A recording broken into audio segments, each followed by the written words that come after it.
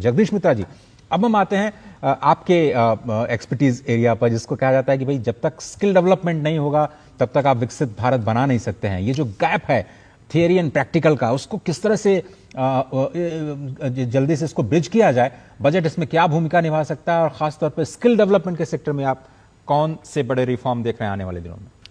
पहले तो नमस्कार अजय जी, हमें इस बात पे, इस चर्चा पे बुलाने के लिए। देखिए, हम सब जानते हैं कि ये जो सबसे बड़ा जो गैप रह चुका है नौकरी देने में और नौकरी क्रिएट करने में, उसमें स्किल का सबसे बड़ा प्रावधान है। एजुकेशन, जैसे प्रोफेसर ने कहा, उसके बाद स्किलिंग, दोनों को एक साथ देखना पड़ेगा, क्योंकि अगर हम उसको एक साथ देख पाएंगे तभी नौकरियां बढ़ेंगी और हमारी आर्थिक व्यवस्था विकसित भारत की ओर जाएगी। इसमें मैं समझता हूं कि 3-4 क्षेत्रों पे सरकार ने बहुत अच्छा काम किया है और इसको और बढ़ोतरी हमारी उम्मीद है कि 2026 की बजट में देखने मिलेगा। एक है, आप सब जानते हैं, जो एक शब्द, एक वर्ड जो सबके नज़रों में है, सबके जहनों में है, वो है एआई जी।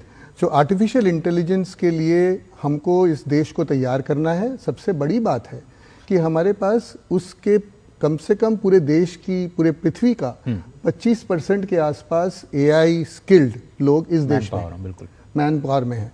और उसको हम अगर हम बढ़ा सकें, और उसको हम बढ़ा सकें, तो हम एक दुनिया में एक बहुत बड़ा अपना, देश में ही नहीं पृथ्वी में भी एक बहुत बड़ा नाम कर सकते हैं और काम कर सकते हैं। सेकंड है ग्रीन इकोनॉमी, उसके लिए। थर्ड है मैन्युफैक्चरिंग के लिए सपोर्ट। और मेरे को लगता है सबसे बड़ी जो चीज़ सरकार शायद इस बार करेगी वो है कि हम स्केल पे ना फोकस करके आउटपुट पे फोकस करें।